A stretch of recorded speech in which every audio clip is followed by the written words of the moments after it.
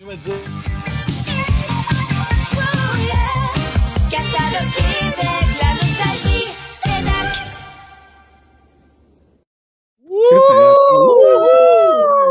C'est son propre jingle! Bon, Éric, aujourd'hui, moi, je sais de quoi tu vas nous parler. J'ai hâte. Fait que, go. Écoute, j'espère que le diapositive va fonctionner. C'est la première fois. En fait, je me suis inspiré d'un... Le concept là, de ce que vous faites actuellement, c'est un petit peu comme VHS Party Live. Live ou live? Live. C'est un groupe d'à peu près le même nombre de personnes qui font du StreamYard puis qui parlent évidemment de VHS qu'ils ont trouvé. Puis ils font aussi le Found Footage Festival.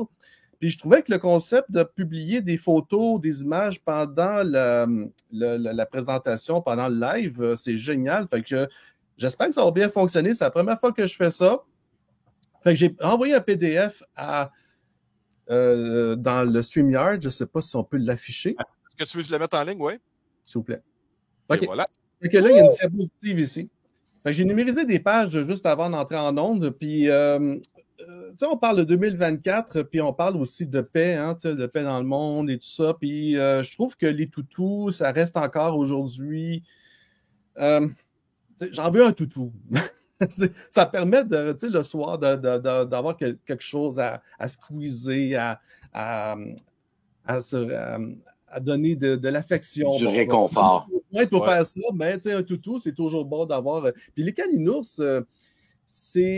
ça reste encore aujourd'hui un produit qui, quand on va dans les conventions de jouets, puis le caninours est quand même bien représenté. Puis c'est la raison pour laquelle j'ai décidé de présenter cette page-là, parce que c'est rose, c'est beau, c'est joyeux. Tu peux pas être triste en regardant les Calinours, surtout les fins de semaine avec un petit bol de céréales, puis un petit chocolat au lait, puis tu regardes les dessins animés. Puis quand j'ai vu les Calinours, je dis il faut vraiment présenter quelque chose de cute dès le départ avec ça, finalement. Éric, juste te dire, ça, tu parlais, ça, c'est le catalogue de 1984, c'est ça? Exactement. Le catalogue qu'on voit dans la vidéo, la présentation, c'est celui-là. OK. Ça, c'est les Calinours? Comment? Ça, c'est les Calinours, c'est ça? Les Calinours, oui. OK. Est-ce que tu veux, dis-moi, je flippe la page pour la deuxième page? Oui. OK. Yeah! G.I. Joe! Ah, je savais que vous allez Fait que ça, on est en 84 toujours, G.I. Joe. Je connais pas encore là-dedans, mais je sais que ça vous fait plaisir. Fait que c'est la raison pour laquelle j'ai décidé de numériser la page. Je sais pas si on peut faire un zoom là-dessus, mais je pense que c'est très limité, hein? Non. Ah, ça se voit bien, c'est excellent. Ouais. Excellent. Parfait. Noël est passé, fait que vous avez reçu vos jouets. Est-ce que vous avez déjà reçu des G.I. Joe auparavant? Est-ce que vous pouvez me parler un petit peu de ce que vous avez déjà eu, un petit jouet là-dedans? Patrice? Hein? Oui, moi, dans cette page-là, bien entendu, le char d'assaut au centre, le HISS, le lance-missile avec CoverGirl, la motoneige, le Rattler, l'avion bleu au centre. Ouais, ça a été une bonne année, ça, pour moi, ça. Le pays, là, c'est que tu parles de personnages comme CoverGirl, puis là, il y avait les DJ et tout ça. Là. Je me dis, à quelque part, là, le film parfait en vrai des G.I. Joe, il faudrait que ça soit joué par des acteurs porno, mais qui sont bons pour acter. Ça existe? Ça changerait quoi? Il y a des awards de porno, hein? Ok, tu parles de look. Aller chercher, c'est tout. Hein? Non, mais il y a quand même des comédiens et comédiennes normales. Là, qui s'entraînent pour les films. C'est ça, qui ont quand même le physique de l'emploi. OK, ça, c'est G.I. Joe. Ça, c'est G.I. Joe. Ouais, j'ai tout... Attends, j'attendais patiemment. Oui. Ça, c'est mon Noël de 84. Ouh. Ça, mais j'ai assez achalé ma mère pour ça. Parce que je te tanné, tu sais, les parents sont bien fins. Mais... Salut Stéphane. Allô? Bonjour. Oui, Stéphane. Oui. OK, je suis là. Oui. Vous m'entendez? OK, correct. La petite lumière est allumée, je n'étais pas sûr que j'étais muté ou pas. Oui, c'est correct. parce que quand t'es plus jeune, tes parents, ils savent pas trop quoi te donner. Fait que je me suis pris à l'avance. Genre, à partir du mois de septembre, là, je commençais à montrer le catalogue. Puis je montrais les G.I. Joe, puis je montrais les Masters of the Universe. Ma mère a dit, tu peux pas avoir les deux. Fait qu'elle a dit, choisis une affaire. Fait que pour Noël, ce Noël-là, j'ai eu le jet en haut, la base, puis il y a une affaire qui est pas là, le tank avec les DJ puis les racks de missiles. J'avais eu Cobra Commander en il est là, dans plein milieu, le tank avec les missiles. Ouais, il était en bas, c'est vrai. Ok, il était en bas. Oui, désolé. Mais c'est ça, celui-là avec... fait que ça, c'était mon... le Noël, fait que j'ai trippé, là. J'étais bien content. Fait que ça, je reconnais cette page-là très, très bien. Je l'ai regardé souvent, puis moi, je priais pas le bon Dieu, mais catalogue et Seigneur que j'ai prié l'autre après ça. Fait que voilà. Il priait Catalogue Québec. J'ai remarqué que j'ai juste un exemplaire du distribution consommateur 84-85. Il faut que je fasse attention parce que il est plutôt rare, ouais. C'est un trésor, ça. C'est le début de l'ère des jouets de notre génération. Troisième page. Oh, les pistes de course. Il y a encore des gens qui font de la Knight course. Rider en piste de course. J'ai décidé de publier des autos de course que c'est bien le fun à monter. Puis en plus, c'est le fun, c'est qu'ils ne sont pas très compliqués. C'est l'espace après une demi-heure, tu le montes, là, parce que c'est pas évident au début. Comment je mets ça, là, ces affaires-là? OK, ça fait ça. Mais mais ça, c'est un genre de truc que je demandais aussi à Noël à l'époque, mais j'ai jamais eu j'ai déjà eu un voiture de course, mais quand j'étais très jeune, je ne sais plus lequel, mais c'était un produit qui était très demandé aussi, des autos téléguidées au tout début comme ça, avec Knight Rider aussi, pour faire un lien avec les émissions aussi, A-Team, G.I. Joe, toutes sortes de... Avez-vous déjà eu des autos de course comme ça? Moi, j'ai eu une piste de course avec des 10 roues. Les 10 roues? Ah oui, gars, c'était hot, là. Puis il y avait la méta de la vitesse, le piton où mettre pour pouvoir tourner le coin sans que le 10 roues débarque de la piste, là. Parce qu'on dit le poids du trailer emmenait la vanne sur le côté très souvent. OK, ben, est-ce que tu sais où est-ce que ça a été vendu? Distribution consommateur, c'était vraiment la place qu'on allait pour les jouets, là. C'est pas en 84, là. Ouais, c'était quoi le but? Là? C'était de rouler côte à côte pour faire chier les automobilistes en arrière, là, qui n'étaient pas capables de découvrir. Ça roule pas, qu'est-ce qui se passe? Ah, OK, il y a 2, 53. Il y avait un flatbed avec le nez droit comme l'Optimus Prime original, puis il y en avait un 10 roues avec le capot en avant. Hot Wheels, c'était hot, en effet. Fait qu'on passe à Maître l'Univers. On parlait justement de ça, Stéphane. Fait que t'as pas eu ça. Ouais, c'est ça. Ça, c'était l'autre page que j'ai regardé très, très souvent. Puis j'étais comme, si je pouvais. Tu sais, là, je savais pas quel choisir entre les deux châteaux. Mon voisin avait je pense que ça s'appelait le Snake Mountain. Fait que, mais j'aimais mieux le château de He-Man parce que j'aimais la chaise quand même. On voit peut-être pas, mais en arrière, quand tu tournes la chaise, il y a une trappe qui s'ouvrait. Puis j'aimais ça. J'aime les espèces de mécanismes, les passages secrets. C'est comme le château de Fisher-Price, tu sais. Quand on était vraiment petit, il y a un château de Fisher-Price, puis il y avait comme en haut de la tour, il y avait une trappe, puis ton bonhomme tombait en bas. Là. J'ai toujours aimé ces affaires-là. Les gadgets. Ce qui était mécanique après nos jouets, j'aimais ça. Patrice, je dis pas que tu étais un enfant roi, mais tu avais pas mal de ces figurines-là, puis le château, me semble, toi aussi. Oui, j'avais Castle Grayskull. Mais malgré que j'avais le château et que j'avais plusieurs figurines, je jouais pas souvent aux Masters of the Universe. Ça servait plus à faire de la lutte. Parce qu'ils étaient tous shapés comme des guitares. Je les avais même fait avec 2 boîtes de souliers. Je les avais tapés côte à côte. Puis avec des crayons, j'avais fait des coins. J'avais attaché des cordes. Je me suis fait un ring de lutte. Puis je faisais de la lutte avec ces personnages. Puisque une petite page d'histoire, moi et Patrice, la première journée qu'on s'est rencontrés, j'étais sur mon balcon qui faisait... on était dos à dos, nous, les immeubles où on habitait. Sur mon balcon, je jouais avec mes Transformers. On parle en 1985 à peu près. 84-85. Et puis, toi, tu étais sur ton balcon au 2e étage, puis tu jouais avec tes Masters of the Universe. Ta mère t'avait dit, viens jouer avec mon gars. Et j'avais amené les Transformers, puis t'as fait, ben oui, moi aussi, j'en ai des Transformers. Puis, pouf, t'es parti. Justement. Ça, c'est ma page. Moi, je passais des journaux, puis j'ai réussi à ramasser assez d'argent pour Sideswipe, Thundercracker. Puis Optimus Prime, j'ai eu de l'argent dans mes poches très, très longtemps parce que j'allais chez Distribution Consommateur, je remplissais mon petit coupon, je l'amenais, puis il me disait « Ah, je l'ai pas ». Puis à un moment donné, le gars, il me disait « Gars, remplis plus de coupons, là. » Il dit « Je vais-tu le dire, mais qui arrive. » Hey, Martin, Ah oui, puis Soundwave aussi. Oh, wow, c'est beau, ça. Wouhou! Wow, nice. Desto, il y a C'est plein de... des Oh originaux, my ça? God. Bon, Regardez, encore hey, très intéressant. les boys, regardez les prix. Megatron, 24,88. Soundwave, hey Stéphane, Soundwave, 16,88. Pas cher, Ben, pas c'est cher. ça, je te dis. Ça, je me rappelle du prix. Je me rappelle. Ben, c'est ça. Moi Optimus Prime, il était 26 pièces à mon distribution consommateur. Ah, trop cher, trop cher. Je peux-tu vous montrer quelque chose aussi? Oui, vas-y, Ben vas-y, oui. Rick. Attends, on va juste réduire ça un peu.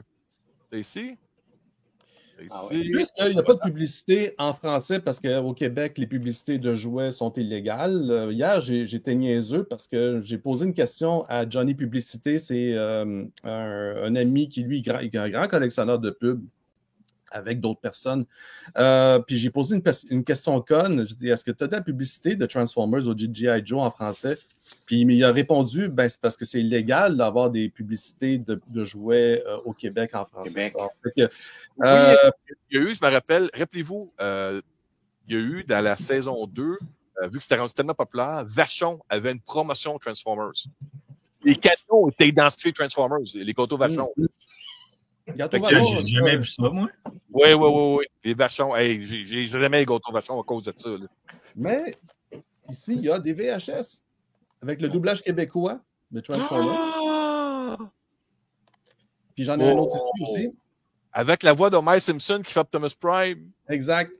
Oh No. my God! Puis G.I. Joe aussi en français. Par Yo, terre, par Joe! terre. G.I. Joe. Fait que ça, c'est pas facile à trouver en version Non, VHS en français. hein. Combien tu veux, Pau? On se fait-tu un enquête tout de suite? Combien tu veux, Pau? Je change Je suis mon sérieux. garde-robe, fait que j'ai besoin de beaucoup de cash actuellement. Fait que donne-moi de l'argent. Je suis sérieux. C'est vraiment. Demande à Sarah parce que c'est à elle. OK. On commence les enchères à 50$ par copie. Mais je peux faire des numérisations. Je peux, par exemple, on pourrait se faire à un moment donné, comme dans VHS Party Live, ils diffusent des trucs assez longs aussi. Puis ça, je peux numériser ça, puis les passer lors de l'émission, puis on peut commenter. C'est exactement la même affaire. Je vous invite à le visiter sur YouTube, le groupe VHS Party Live, parce que c'est exactement la même affaire qu'on fait. OK. Comment? Mettez le lien dans les Enfant de commentaires. Footage Festival selon Sarah. Ouais, mettez les liens dans les commentaires. Je vais le partager sur l'écran après. OK. Mais ça, c'est vraiment, vraiment cool. Je savais, quand tu m'as dit que me parlais du catalogue de 84, j'étais comme... Mais l'idée, c'est ça, c'est que les prochaines fois, les prochaines interventions, c'est sûr que si par exemple vous avez des idées, hey Eric, as-tu ça, pourrais-tu nous présenter ça, puis moi je vais faire des recherches là-dessus. L'idée, c'est de collaborer comme chaque semaine avec des affaires que des gens n'ont jamais, en fait, peut-être pas vues depuis fort longtemps ou qui n'ont jamais vu. Puis, je continue toujours à acheter des vieux catalogues comme celui-là, Eaton Santa Stores 1978. Fait que je peux ici avoir des jouets comme le jeu de société de Star Wars, par exemple, Bigfoot, des choses comme ça. Fait que challengez-moi un petit peu. Puis moi, je vais faire des recherches là-dessus pour vous présenter des belles affaires chaque semaine, faire des beaux scans, présenter des vidéos, pousser un petit peu plus la machine de StreamYard aussi, ça serait vraiment le fun, parce que j'adore la partie. Un petit bonbon, Un petit bonbon. Écoute, moi, ce que je vais te proposer, là, c'est sûr que c'est un peu hors contexte, mais je me suis lancé hier, on a fait des tests chez moi, on a parlé de Patrice, on s'est dit que pour aider à ajouter du contenu en temps sur la chaîne YouTube de Smaniacs, qu'on allait commencer à diffuser en direct jeux vidéo adaptés de films ou inspirés de films. Exemple, Ouais. Double Dragon, mettons, il y a eu un Mario, film. On peut Riddick. voir... Comment tu dis ça? Riddick. Riddick. Qui est un Ouais, peu ouais. les deux, là, ouais. C'est ça. Tu sais, les Mario Bros, ils ont fait un film. On peut jouer à tous les Mario Bros. Ouais.